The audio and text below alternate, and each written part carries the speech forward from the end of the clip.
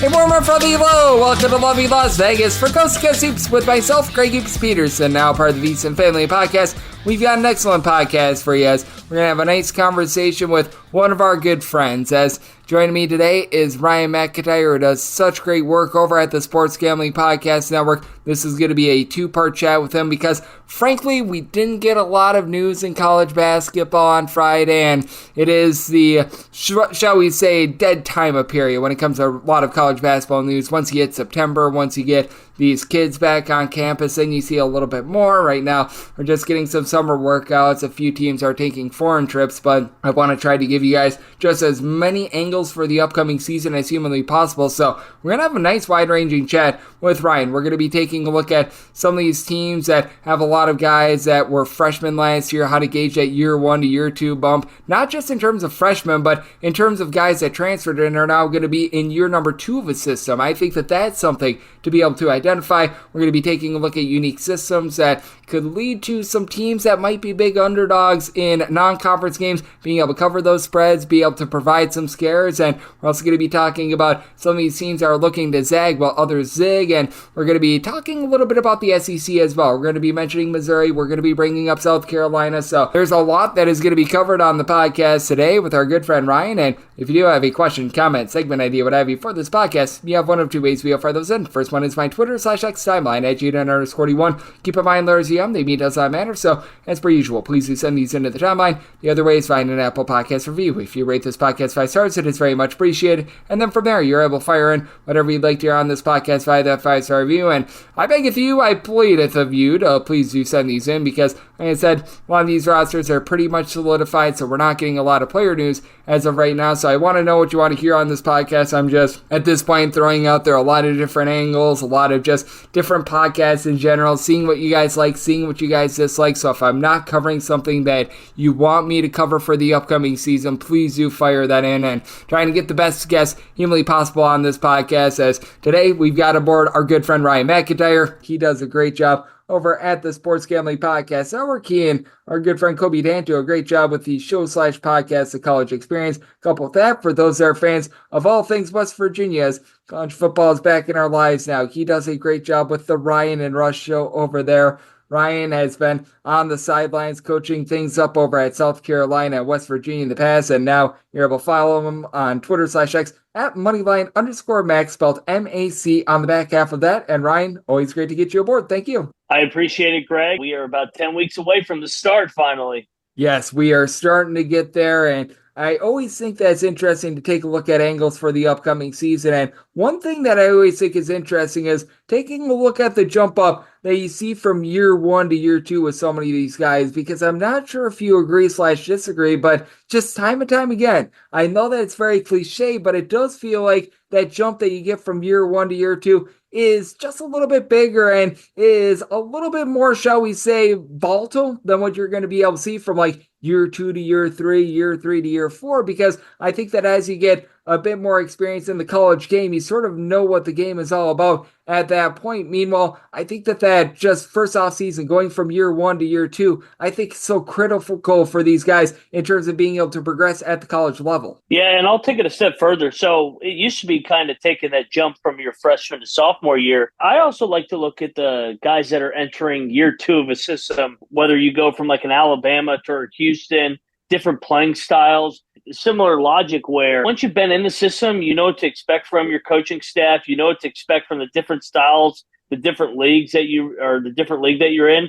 I think you can also see a big jump. I like the guys at Kansas that are coming back for their second year in the transfer window. I think they'll take a big jump this year. Absolutely. And along those lines as well, I think that's a little bit bigger for guards rather than forwards, because when you see a forward transfer on over from one system to another, I don't feel like there's as much of a learning curve as it is with a guard in terms of trying to run like a up-tempo system, going from being in a faster system to a little bit more of a slow and controlled system as well. I don't know if you agree/disagree, but I always find with guards, especially like, for example, Tristan Newton over at UConn, the year one to year two jump I thought was absolutely massive for him, but I do think that it's a little bit bigger for guards rather than forwards in that sort of ordeal. Completely agree. And then also, I was just thinking about it while you're talking about Tristan Newton. I think a guy like Aiden Mahaney, maybe he does struggle a little bit in year one playing at UConn because he's used to playing in that more methodical pace at St. Mary's. But I think year two, he could be absolutely electric. You saw Newton. It kind of took him a year to get it going. LJ Cryer at Houston had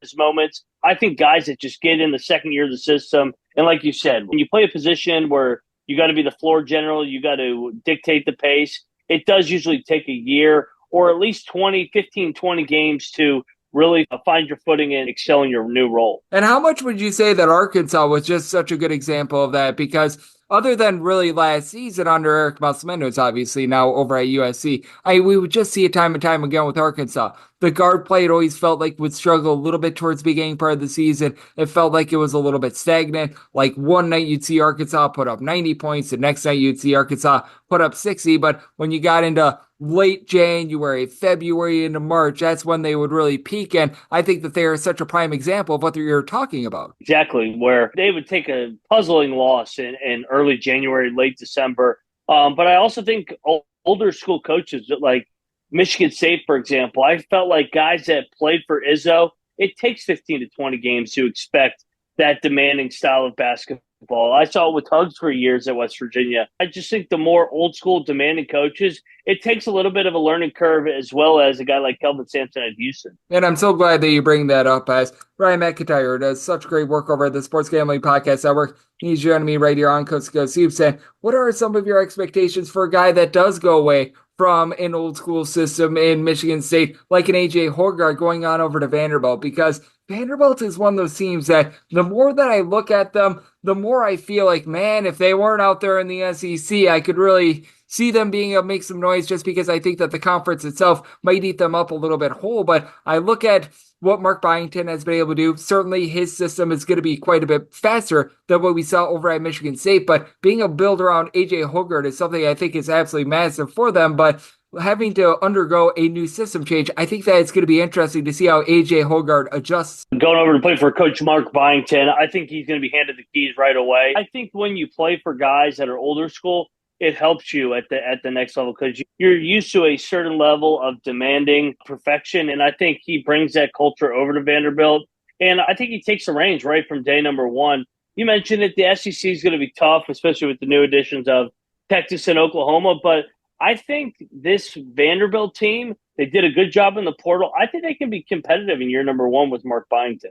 And I think that's going to be interesting to see what we get out of the SEC, because the SEC has gone more and more up-tempo over the last few years. Granted, I remember 2 years ago, the three-point shooting just wasn't necessarily up to stuff. You saw a lot of teams address that in the offseason. But how much do you think that there might be value in some of these teams that have decided to zag while others are zigging? And I bring this up because I was mentioning it before. You were part of that South Carolina coaching staff way back when Frank Martin was over there. I think that under Paris, they are looking to do a lot of the same. I think that they're looking to do exactly that, where they're playing a lot more slowly, while a lot of other teams out there in the SEC, they're looking to get more possessions, or they're looking to just run it a bit more up-tempo, while South Carolina is slowing things down. Absolutely. I always say this, and I'm a firm believer in this. If you're not going to get the best players, I think you have to be unique. I think that's why at West Virginia, during our Press Virginia era, we were so successful. It was the best league in America. We had teams that were in the top 10, and we played a different style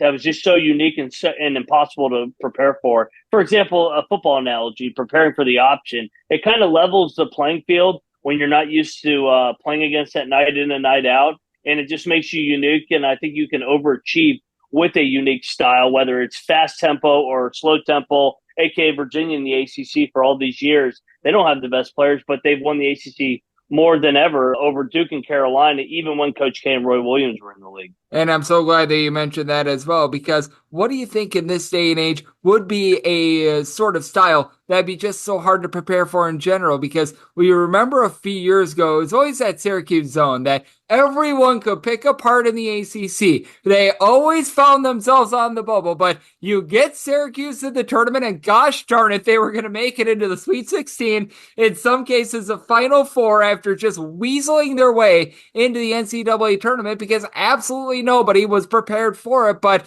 I feel like that's gone a little bit by the wayside just because teams are better from 3-point range, and it's a bit easier to pick off a zone like that from 3-point range. But just what's a style or two that you take a look at in this day and age that you think would be very difficult for a team to prepare for and say like 48, 72 hours in advance? I'm always a pressure defense guy. That's just my background with West Virginia and South Carolina. I love what Houston and Iowa State represent, and I think that's why they've been successful over the last couple of years in the tournament. Trying to simulate that Iowa State defense in a short notice, a 48-hour window, is almost impossible, where they trap you from different angles. They trap ball screens.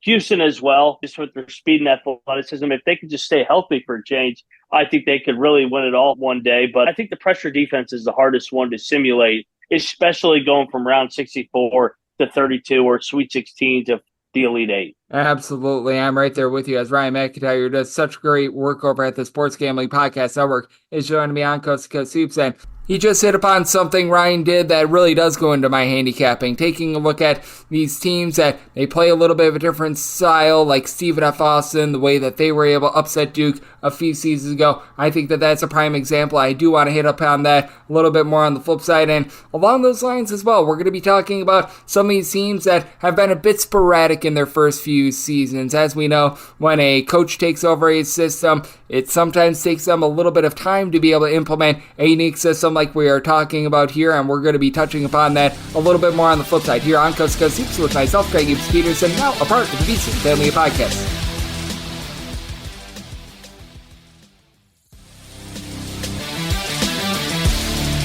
And we're back here in lovely Las Vegas for Coast to Coast Hoops with myself, Greg Peterson, now part of the VSiN Family Podcast. Always great to be joined by Ryan McIntyre. He does great work over at the Sports Gambling Podcast Network. You're able to follow him on Twitter/X at Moneyline_Mac. And we were leaving off talking about these unique styles. I was mentioning just in passing before going into the break, a team like Stephen F. Austin, what they were able to do to Duke a few seasons ago, pulling off that big upset over at Cameron Indoor Stadium. And do want to lead into that a little bit more because it is part of the way that I handicap in terms of these non-conference play games, and I do give a little bit more credence and I do give a bit of an upgrade to these teams like a Stephen F. Austin, like an Abilene Christian that do play these unique systems. I do think that that's something that I don't understand why more mid-major teams don't try that system, because I recognize when it goes wrong, it goes horribly wrong, and sometimes you can get completely blown out of the building, but when it goes right and you're able to put a team sort of on their heels a little bit more. Nobody wants to play against it, too. Cornell had some success doing it the last year. Mike White's teams at Louisiana Tech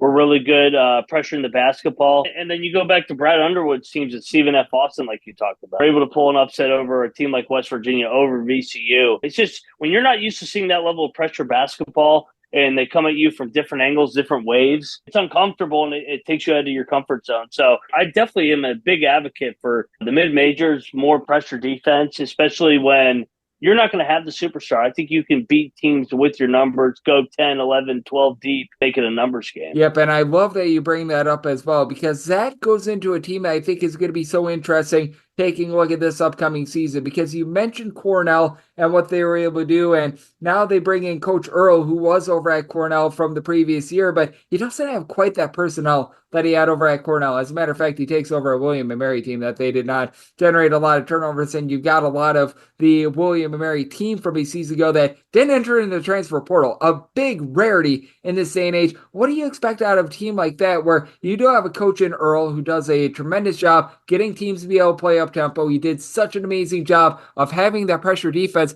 but now he takes over personnel that is just completely not used to that. I think it'll definitely take at least a year. I think it's kind of a year zero situation at William & Mary. I think you got to get when you want to play that way, it's more of a culture play. So I think you got to get guys in your system, retain them, go through the reps, know the expectations, go through the league play. I don't know if he's going to be able to play that way. Another guy that comes to mind too, it took Bucky McMillan at Buckyball down in Stanford a couple years to really get that high tempo going. And we've seen the benefits of it in year 3 and now 4, where they're almost beating Kansas in an NCAA tournament game. Yep, absolutely. And I think that in this day and age, we look at a lot of coaches, and if it doesn't necessarily materialize in year 1 or in year 2, we think that it's an abject failure. And sometimes we know when it's going to be a failure. Like with the pain train over there at Louisville, we could see from night number one that was not going to be panning out. And I felt like they could have fired him after night number one and we would have all been okay with it. But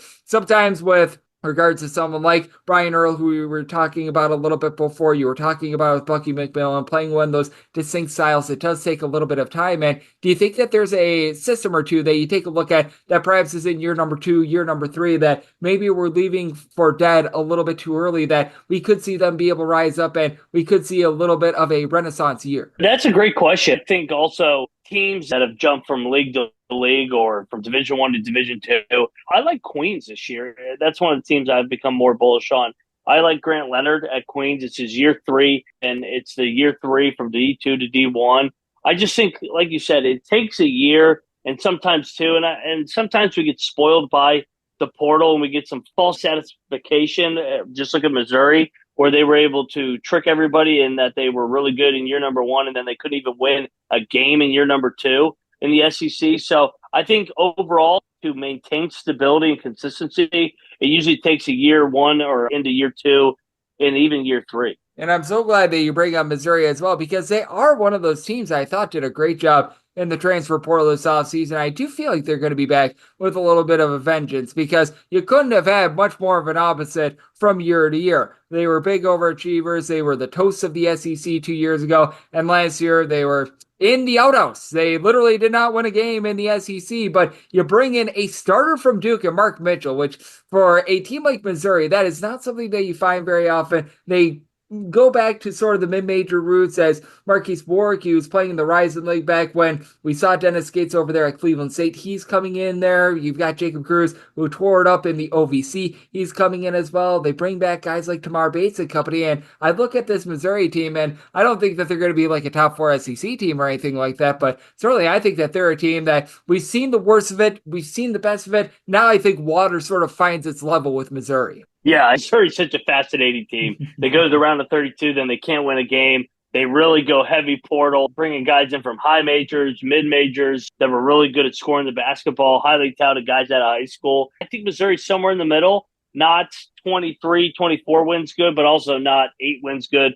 I think they're a 17, 18, 19 win team, and I think they'll be a bubble team in the 24-25 campaign. Yeah, I'm right there with you. I think that they're one of those teams that perhaps they play their way into like Dayton or something like that. Perhaps they're one of those first teams in the NIT. So I feel like we're very much in lockstep there. And I know your coaches series is continuing over on the Sports Gambling Podcast Network, and I do want to address that a little bit as well. Just as you're doing your research, because you're getting a chance to talk with so many of these coaches, and you're getting them from all across the country. You actually had on the coach over at High Point, Alan Huss, a few days ago, a guy that recently gave me a follow. So thank you, Alan, for that. But that said, just as you take a look a little bit further, is there a team or two over the last few weeks since we last talked that you just have been able to look at them a little bit more and you're feeling a little bit more bullish about them for the upcoming season? Yeah, everybody go check out the coaches series. We've already had 30 on this offseason, and we'll have many more. But we had a really fun week just with 3 really good mid-major coaches that I have a lot of respect for. Alan Huss, who you mentioned at High Point,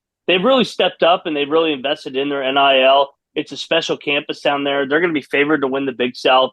Once again, they were able to retain their roster that won the Big South regular season title. Expectations in year number 2 are as high as ever. Another guy and another team I like is Dustin Kearns at App State. I thought he did one of the better, more underrated jobs at Presbyterian even before he got to App State. They won a season record 27 wins last year. They also set the record for attendance. So I like App State to continue to stay on that trajectory in the Sun Belt. I think he's really got it going on. They've stepped it up. It's not just a football school anymore. And, of course, one of the leagues that's always close to my heart is the MAC, and we have Rob Senderoff on at Kent State. The MAC is just so great with those top 4 teams every year with Akron, Kent, Toledo, just the unique and closeness of and the proximity of those locations. I really like those 3 programs. heading into this year. And all the coaches that we had on between those three guys really like their teams coming back next year. I love it. The return of the Mac is always one of my favorite gifts to use every single year.